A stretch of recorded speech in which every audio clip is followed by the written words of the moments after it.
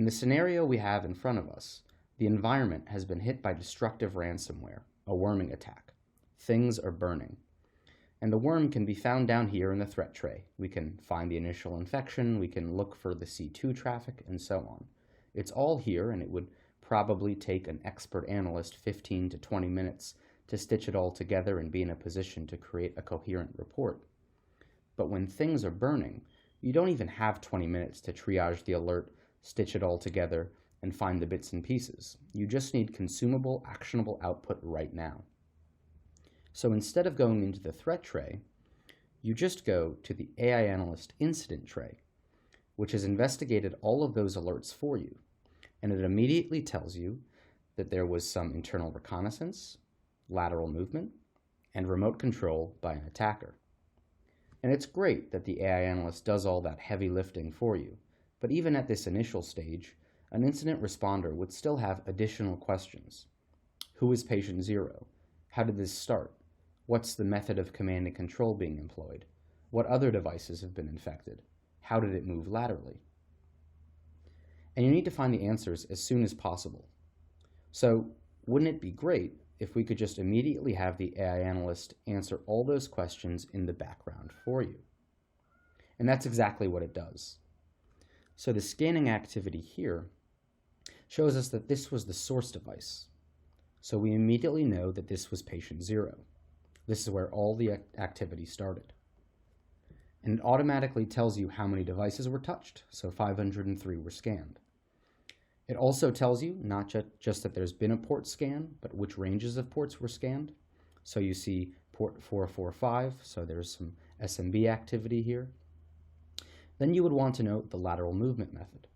And right on a silver platter, you get the exact malware extracted from all the different logs and data in the background. You don't need to drill down into advanced search or anything like that. And then the C2 traffic. And I think this bit will really drive home the point about going beyond the human. So Darktrace detected the command and control traffic and said, well, danger host here, .xyz is the command and control domain. And it used this URI HTTP GET request with the .jpeg at the end, and it used this user agent. And these are all things that an expert human would look for and analyze to answer additional questions that you would want to know as an incident responder. Who else is infected, and are there other command and control channels that I need to be worried about? To answer those questions, the human expert would go down several routes. They would look at, for example, other .xyz domains from this device, maybe from the last week or the week before, to see if any similar domains were touched upon.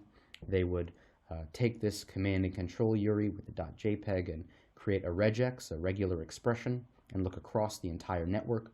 They would take all of this information, ask questions, interrogate the data, and find more intel. But they're still just humans. They're limited and can only operate at human speed. So maybe they're tired, or maybe they don't have time because things are burning and they're getting pressured for results. They might make mistakes or cut corners. Or the organization might not even have the resources or expertise on hand. But because the AI Analyst can be everywhere at once and can operate at machine speed and scale, it has already been doing this technical analysis in the background and rapidly found the results that the incident responders needed at a high level. It pulled out 5 other C2 domains, which a human might not have been able to pull out, not just because they might have made mistakes or missed things, but also because there are some subtle differences in, say, cipher suites being used that a human wouldn't even be able to see. And on top of that, the AI Analyst also shows us all the infected devices on a silver platter that are a part of this wider security incident. So not just saying that this device connected to the danger host, but it found out that all these devices had similar communication patterns to any of these C2 domains. So this is the full scope of the infection. And at this stage, you don't even need an expert or highly technical person to action this for incident response, because all the techie translation work has already been done for you in a digestible narrative that's only a click away.